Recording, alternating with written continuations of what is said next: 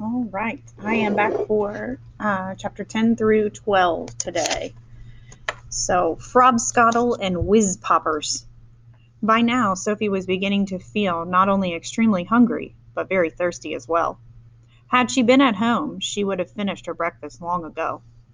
Are you sure there's nothing to eat around here except for those disgusting, smelly snozcumbers? She asked. Not even a fizzwinkle, answered the big friendly giant. In that case, may I please have a little water? She said.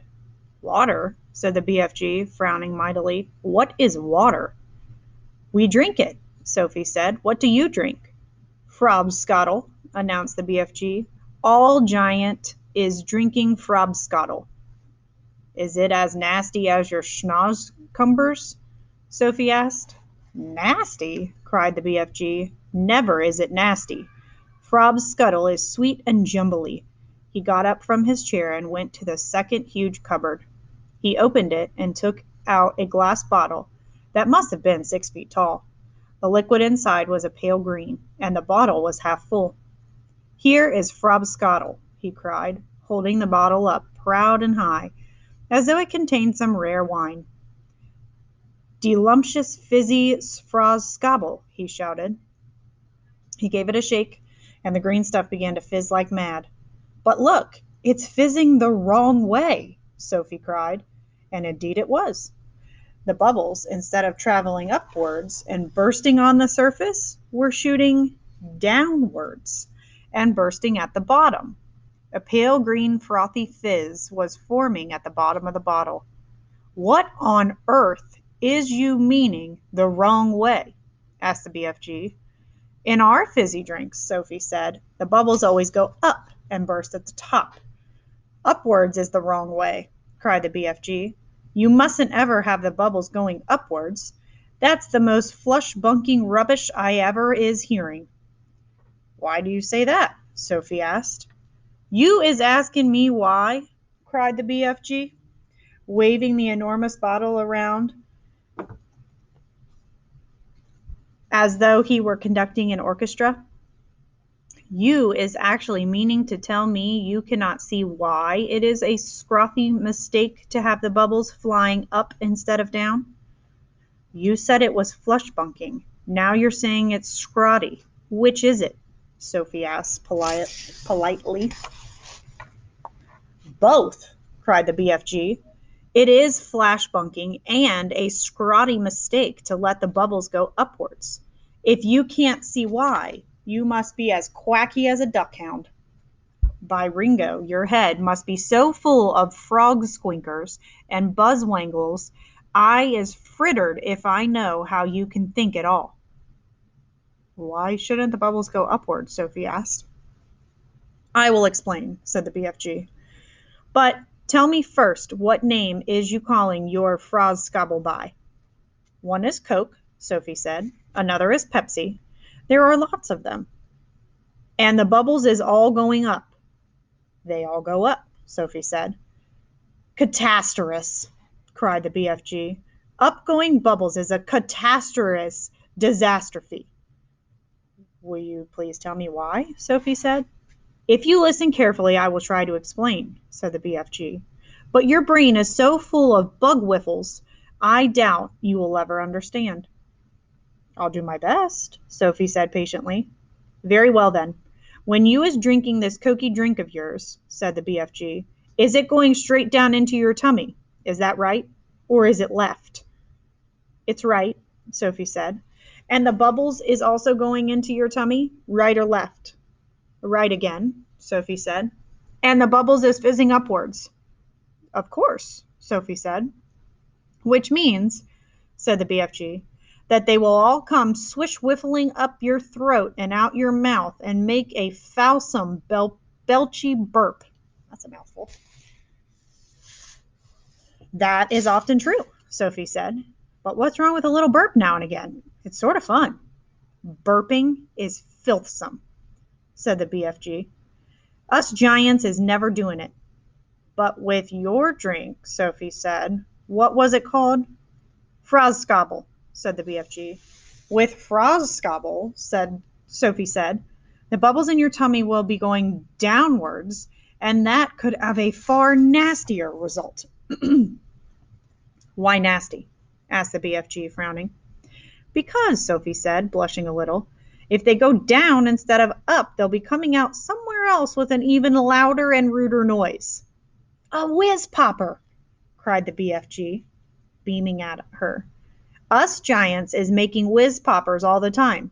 Whiz popping is a sign of happiness. It is music in our ears. You surely is not telling me that a little whiz popping is forbidden among human beings. It is considered extremely rude, Sophie said. But you is whiz popping, is you not? Now and again, asked BFG. Everyone is whiz popping, if that's what you call it, Sophie said. Kings and queens are whiz popping. Presidents are whiz popping. Glamorous film stars are whiz popping. Little babies are whiz popping. But where I come from, it is not polite to talk about it. Redunculous, said the BFG. If everyone is making whiz poppers, then why not talk about it? We is now having a swiggle of this delicious Foscottle, and you will see the happy result. The BFG shook the bottle vigorously. The pale green stuff fizzled and bubbled. He removed the cork and took a tremendous gurgling swig. It's glummy, he cried. I love it. For a few moments, the big friendly giant stood quite still, and a look of absolute ecstasy began to spread over his long, wrinkly face. Then suddenly the heavens opened, and he let fly with a series of the loudest and rudest noises Sophie had ever heard in her life. They reverberated around the walls of the cave like thunder, and the glass jars rattled on their shelves. But most astonishing of all, the force of the explosions actually lifted the enormous giant clear off his feet like a rocket. Whoopee! He cried when he came down to earth again. Now that is whiz popping for you. Sophie burst out laughing. She couldn't help it. Have yourself some, cried the BFG, tipping the neck of the enormous bottle towards her. Don't you have a cup? Sophie said. No cups, only bottle.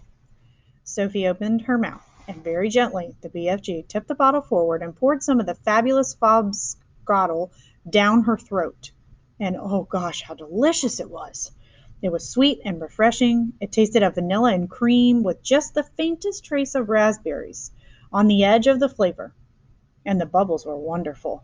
Sophie could actually feel them bouncing and bursting all around her tummy. It was an amazing sensation. It felt as though hundreds of tiny people were dancing a jig inside her and tickling her with their toes. It was lovely. It's lovely, she cried. Just wait, said the BFG, flapping his ears. Sophie could feel the bubbles traveling lower and lower down her tummy. And then, suddenly, inevitably, the explosion came. The trumpets sounded, and she too made the walls of the cavern ring with the sound of music and thunder. Bravo! Shouted the BFG, waving the bottle. You is very good for a beginner. Let's have some more. Chapter 11, Journey to Dream Country. After the mad Foscottle party was over, Sophie settled herself again on the top of the enormous table. You is feeling better now? Asked the big friendly giant. Much better, thank you, Sophie said. Whenever I is feeling a bit scrotty, the BFG said, a few gallops of Foscottle is always making me hopscotchy again.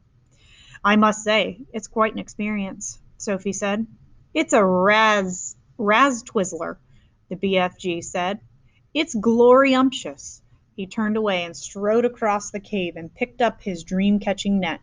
I is galloping off now, he said, to catch some more whoppy-whiffing dreams for my collection.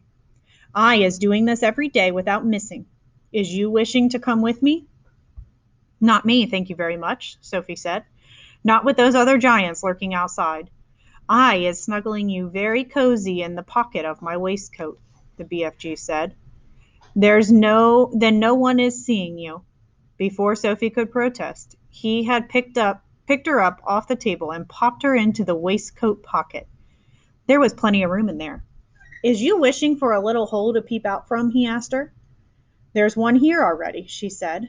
She had found a small hole in the pocket, and when she put one eye close to it, she could see out very well indeed. She watched the BFG as he bent down and filled his suitcase with empty glass jars. He closed the lid, picked up the suitcase in one hand, took the pole with the net on the end in the other hand, and marched towards the entrance of the cave.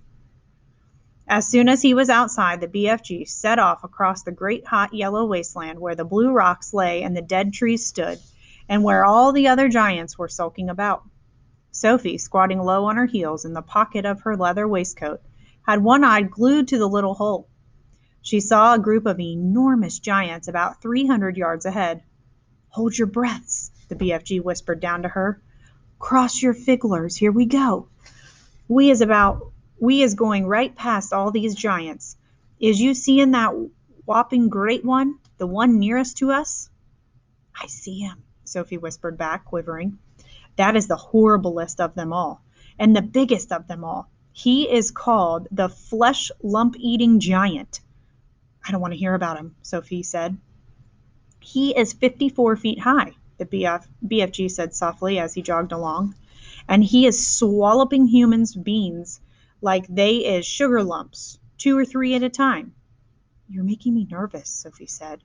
"I is nervous myself," the BFG whispered. "I always get as jumpy as a jog hopper when flesh lump eating giant is around." "Keep away from him," Sophie pleaded. "Not possible," the BFG answered. "He is galloping easily 2 times as quicksy as me." "Shall we turn back?" Sophie said. "Turning back is worse," the BFG said. "If they see me running away, they is all giving chase and throwing rocks. They would never eat you though, would they?" Sophie asked. "Giants is never guzzling other giants," the BFG said. "They is fighting and squarreling a lot with each other, but never guzzling. Human beings is more tasty to them." The giant had already spotted the BFG and all the heads were turned. Watching him as he jogged forward, he was aiming to pass well to the right of the group. Through her little peephole, Sophie saw the flesh lump-eating giant moving over to intercept them. He didn't hurry. He just lobbed over casually to the point where the BFG would have to pass. The others lobbed after him. Sophie counted 9 of them all together. She recognized the blood bottler in the middle of them. They were bored. They had nothing to do until nightfall. There was an air of menace about them as they lopped slowly across the plain with a long long lopping strides, heading for the BFG. "Here comes the runty one," boomed the flesh lump eater. It's got me all tongue-tied now. "Ho, ho there, runty one. Where is your splash wrinkling away to in such a hefty hurry?" He shot out an enormous arm and grabbed the BFG by the hair. The BFG didn't struggle. He simply stopped and stood quite still and said, "Be so kind as to be letting go of my hair, flesh lump eater." The flesh lump eater released him and stepped back a pace. The other giants stood around, waiting for the fun to start. "Now then, you little grob squiffer," boomed the flesh lump eater. We is all wanting to know where you is galloping off to every day in the daytime. Nobody ought to be galloping off to anywhere until it's getting dark. The human beings could easily be spotting you and starting a giant hunt, and we is not wanting to happen. Is we not?" "We is not," shouted the other giants. "Go back to your cave, runty one." "I is not galloping to any human being country," the BFG said. "I is going to other places." "I is thinking," said the flesh lump eater, "that you is catching human beings and keeping them as pets." "Right you is," cried the blood bottler. "Just now I is hearing him chattering away to one of them in his cave." "You is welcome to go and search my cave from frack to bunt," the BFG answered. "You can go looking into every crook and cranny. There is no human beans or stringy beans or runner beans or jelly beans or any other beans in there." Sophie crouched still as the mouse inside the BFG's pocket. She hardly dared to breathe. She was terrified she might sneeze. The slightest sound or movement would give her away. Through the tiny peephole, she watched the giants clustering around the poor BFG. How revolting they were! All of them had piggy little eyes and enormous mouths with thick sausage lips. When the flesh lump eater was speaking, she got a glimpse of his tongue. It was jet black, like a slab of black steak. Every one of them was more than twice as tall as the BFG. Suddenly, the lump eater shot out two enormous hands and grabbed the BFG around the waist. He tossed him high into the air and shouted, "Catch him, man-hugger!" The man-hugger caught him. The other giants spread out quickly in a large circle, each giant about 20 yards from his neighbor, preparing for the game that they were going to play. Now the man-hugger threw the BFG high and far, shouting, "Catch him, Bone Cruncher!" The Bone Cruncher ran forward and caught the tumbling BFG and immediately swung him up again. "Catch him, Child Chewer!" he shouted. And so it went on. The giants were playing ball with the BFG, vying with each other to see who could throw him the highest. Sophie dug her nails into the side of his pocket, trying to prevent herself from tumbling out when she was upside down. She felt as though she were in a barrel going over the Niagara Falls. And all the time there was the fearful danger that one of the giants would fail to catch the BFG, and he would go crashing to the ground. "Catch him, Meat Dripper! Catch him, Gizzard Gulper! Catch him, Maid Masher! Catch him, Blood Bottler! Catch him, catch him, catch him!" In the end, they got bored with this game. They dumped the poor BFG on the ground. He was dazed and shattered. They gave him a few kicks and shouted, "Run, you little runt! Let us be seeing how fast you is galloping." The BFG ran. What else could he do? The giants picked up rocks and hurled them after him. He managed to dodge them. "Ruddy little runt," they shouted. "Troggy little twit, shrivelly little shrimp, mucky little midget." So I'm going to have to stop here in the middle of this chapter because I got to go get some kiddos from recess, but I will pick back up on this page when we get back.